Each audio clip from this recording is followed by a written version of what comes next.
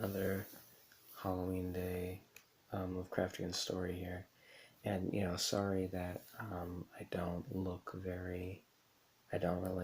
look very festive for the Halloween holiday. I'm actually in the process of working on a shirt. I got a plain white t-shirt that I'm hand drawing with markers, a picture of Cthulhu on it, and I'm considering just writing, Cthulhu for president, or something like that. It's something stupid, but it's not ready yet. I underestimated how long it would take, so yeah, I was hoping to have that, but that's not really a costume anyway, but whatever. Um, anyway, here's The Outsider by H.P. Lovecraft. Unhappy is he to whom the memories of childhood bring only fear and sadness. Wretched is he who looks back upon lone hours in vast and dismal chambers with brown hangings and maddening rows of antique books, or upon odd watches and twilight groves of grotesque, gigantic, and vine-encumbered trees that silently wave twisted branches far aloft. Such a lot the gods gave to me, the dazed, the disappointed, the barren, the broken, and yet I am strangely content, and cling desperately to those sere memories when my mind momentarily threatens to reach beyond to the other. I know not where I was born, save that the castle was infinitely old and infinitely horrible, full of dark passages and having high ceilings where the eye could find only cobwebs and shadows. The stones in the crumbling corridors seemed always hideously damp, and there was an accursed smell everywhere, as of the piled-up corpses of dead generations. It was never light, so that I used sometimes to light candles and gazed steadily at them for relief, nor was there any sun outdoors, since the terrible trees grew high above the topmost accessible tower. There was one black tower which reached above the trees into the unknown outer sky, but that was partly ruined and could not be ascended save by a well-nigh impossible climb up the sheer wall stone by stone.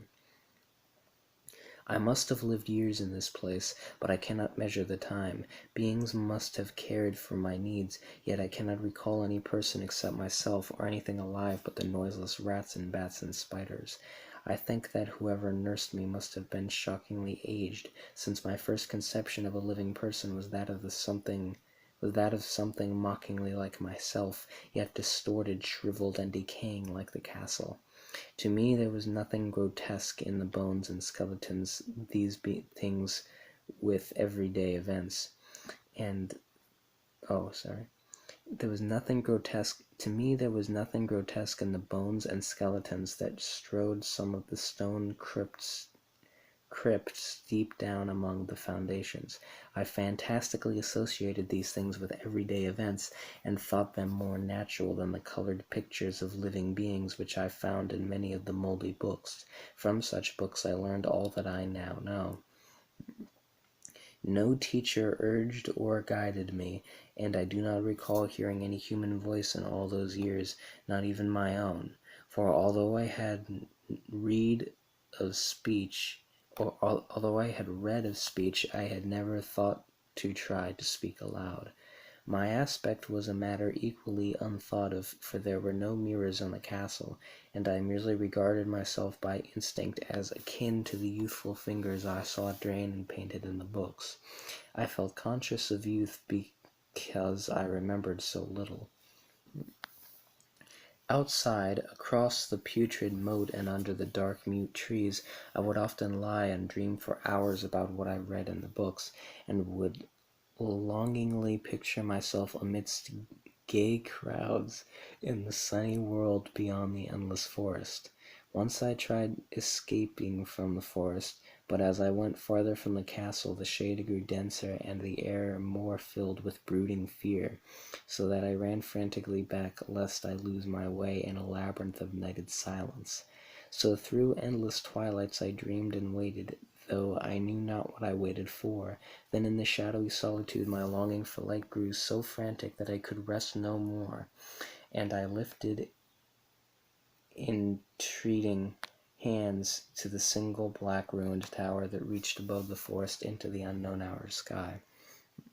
and at last I resolved to scale that tower, fall though I might, since it were better to glimpse the sky and perish than to live without ever beholding day. In the dank twilight I climbed the worn and aged stone stairs until I reached the level where they ceased, and thereafter clung perilously to small footholds leading upward. Ghastly and terrible was that dead stareless cylinder of rock, black, ruined, and deserted, and sinister with startled bats whose wings made no noise. But more ghastly and terrible still was the slowness of my progress, for climb as I might, the darkness overhead grew no thinner, and a new chill as of haunted and venerable mold assailed me. I shivered as I wondered why I did not reach the light, and would have looked down had I dared. I fancied that night had come suddenly upon me, and vainly groped with one free hand for a window embrasure, that I might peer out and above, and try to judge the height I had attained. All at once, after an infinity of awesome sightless crawling up that concave and desperate precipice, I felt my head touch a solid thing, and I knew I must have gained the roof, or at least some kind of floor. In the darkness I raised my free hand and tested the barrier, finding it stone and immovable. Then came a deadly circuit of the tower, clinging to whatever holds the slimy wall could give, until finally my testing hand found the barrier yielding, and I turned upward again, pushing the slab or door with my head as I used both hands in my fearful ascent.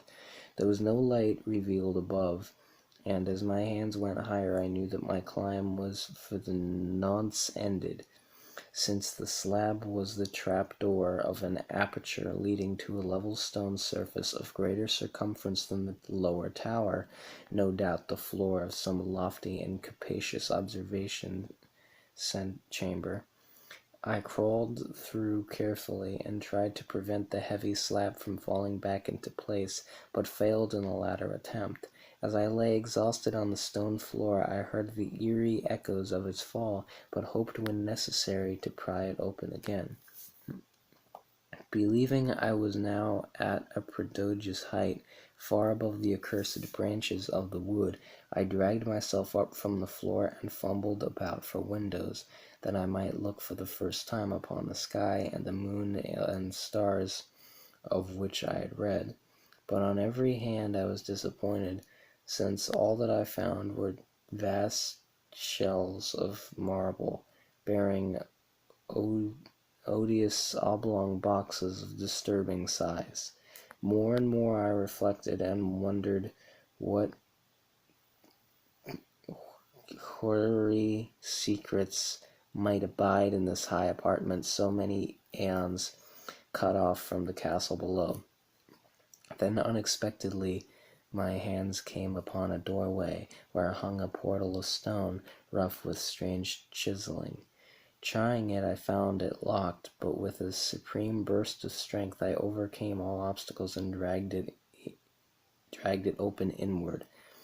As I did so, there came to me the purest ecstasy I have ever known, for shining tranquilly through an ornate grating of iron, and down a short stone passageway of steps that ascended from the newly found doorway, was the radiant full moon, which I had never before seen save in dreams and in vague visions I dared not recall memories. Fancying now that I had attained the very pinnacle of the castle, I commenced to rush up the few steps beyond the door, but the sudden veiling of the moon by a cloud caused me to stumble, and I felt my way more slowly in the dark. It was still very dark when I reached the grating, which I tried carefully and found unlocked, but which I did not open for fear of falling from the amazing height to which I had climbed. Then the moon came out. Most demoniacal of all shocks is that of the abysmally unexpected and grotesquely unbelievable. Nothing I had before undergone could compare in terror with what I now saw. With the bizarre marvels that sight implied, the sight itself was as simple as it was stupefying, for it was merely this: instead of a dizzying prospect of tree-tops seen from a lofty eminence, there stretched around me on a level through the grating nothing less than the solid ground, decked and diversified by marble slabs and columns, and overshadowed by an ancient stone church whose ruined spire gleamed spectrally in the moonlight. Half unconscious, I opened the grating and staggering upon the white gravel path that stretched away in two directions. My mind, stunned and chaotic as it was, still held the frantic craving for light, and not even the fantastic wonder which had happened could stay my course. I neither knew nor cared whether my experience was insanity, dreaming, or magic, but was determined to gaze on brilliance and gaiety at any cost. I knew not who I was, or what my surroundings might be, though as I continued to stumble along I became conscious of a kind of fearsome latent memory that made my progress not wholly fortuitous. I passed under an arch out of that region of slabs and columns, and wandered through the open country, sometimes following the visible road, but sometimes leaving it curiously to tread across meadows where only occasional ruins that spoke of the ancient presence of a forgotten road. Once I swam across a swift river where a crumbling, mossy masonry told of a bridge long vanished. Over 2 hours must have passed before I reached what seemed to be my goal, a venerable ived castle in a thickly wooded park, maddeningly familiar yet full of perplexing strangeness to me. I saw that the moat was filled in, and that some of the well-known towers were demolished, whilst new wings existed to confuse the beholder. But what I observed with chief interest and delight were the open windows, gorgeously ablaze with light and sending forth sound of the gayest revelry. Advancing to one of these, I looked in and saw an oddly dressed company, indeed making merry and speaking brightly to one another. I had never seemingly heard human speech before, and could guess only vaguely what was said.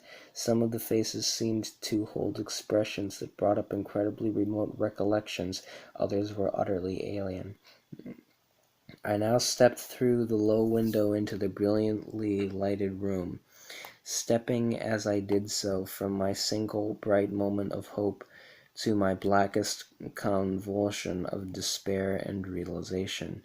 The nightmare was quick to come, for as I entered there occurred immediately one of the most terrifying demonstrations I had ever conceived. Scarcely had I crossed the still when there descended upon the whole company a sudden and unheralded fear of hideous intensity, distorting every face and evoking the most horrible screams from nearly every throat. Flight was universal, and in the clamor and panic several fell in a swoon, and were dragged away by their madly fleeing companions. Many covered their eyes with their hands, and plunged blindly and awkwardly in their race to escape, overturning furniture and stumbling against the walls before they managed to reach one of the many doors. The cries were shocking, and as I stood in the brilliant apartment, alone and dazed, listening to their vanishing echoes, I trembled at the thought of what might be lurking near me unseen. At a casual inspection the room seemed deserted, but when I moved toward one of the alcoves I thought I detected a presence there, a hint of motion beyond the golden arched doorway leading to another and somewhat similar room. As I approached the arch I began to perceive the presence more clearly, and then, with the first and last sound I ever uttered, a ghastly ululation that revolted me almost as poignantly as its noxious cause, I beheld in full frightful vividness that inconceivable, indescribable, and unmentionable monstrosity which had by its simple appearance changed a merry company to a herd of delirious fugitives. I cannot even hint what it was like, for it was a compound of all that is unclean, uncanny, unwelcome, abnormal and detestable. It was the ghoulish shade of decay, antiquity, and desolation, the putrid dripping eidolon of unwholesome revelation, the awful bearing of that which the merciful earth should always hide. God knows it was not of this world, or no longer of this world, yet to my horror I saw in its eaten away and bone-revealing outlines a leering, abhorrent traversity on the human shape, and in its mouldy, disintegrating apparel an unspeakable quality that chilled me even more. I was almost paralyzed, but not too much so to make a feeble effort toward flight, a backward stumble which failed to break the spell in which the nameless, voiceless monster held me. My eyes, bewitched by the glassy orbs which stared loathsomely into them, refused to close, though they were mercifully blurred, and showed the terrible object but indistinctly after the first shock. I tried to raise my hand to shut out the sight, yet so stunned were my nerves that my arm could not fully obey my will. The attempt, however, was enough to disturb my balance, so that I had to stagger forward several steps to avoid falling. As I did so, I became suddenly and agonizingly aware of the nearness of the carrion thing, whose hideous hollow breathing I half fancied I could hear. Nearly mad, I found myself yet able to throw out a hand to ward off the foetid apparition which pressed so close, when in the cataclysmic second of cosmic nightmarishness and hellish accident, my fingers touched the rotting outstretched paw of the monster beneath the golden arch. I did not shriek, but all the fiendish ghouls that ride the night wind shrieked for me, as in that same second there crashed down upon my mind a single and fleeting avalanche of soul-annihilating memory. I knew in that second all that had been. I remembered beyond the frightful castle and the trees, and recognized the altered edifice in which I now stood. I recognized, most terrible of all, the unholy abomination that stood leering before me as I withdrew my sullied fingers from its own. But in the cosmos there is balm as well as bitterness, and that balm is nepenthe. In the supreme horror of that second I forgot what had horrified me, and the burst of black memory vanished in a chaos of echoing images. In a dream I fled from that haunted and accursed pile, and ran swiftly and silently in the moonlight. When I returned to the churchyard place of marble, and went down the steps, I found the stone trap door immovable, but I was not sorry, for I had hated the antique castle and the trees. Now I ride with the mocking and friendly ghouls on the night wind, and play by day amongst the catacombs of Neferenkai in the sealed and unknown valley of Hadith by the Nile. I know that light is not for me, save that of the moon over the rock tombs of Neb, or any deity save the unnamed feats of Nicoratus beneath the great pyramid. Yet in my new wildness and freedom I almost welcome the bitterness of alienage. For although Nepenthe has calmed me, I know always that I am an outsider, a stranger in this century and among those who are still men. This I have known ever since I stretched out my fingers up to the abomination within that great gilded frame, stretched out my fingers and touched a cold and unyielding surface of polished glass.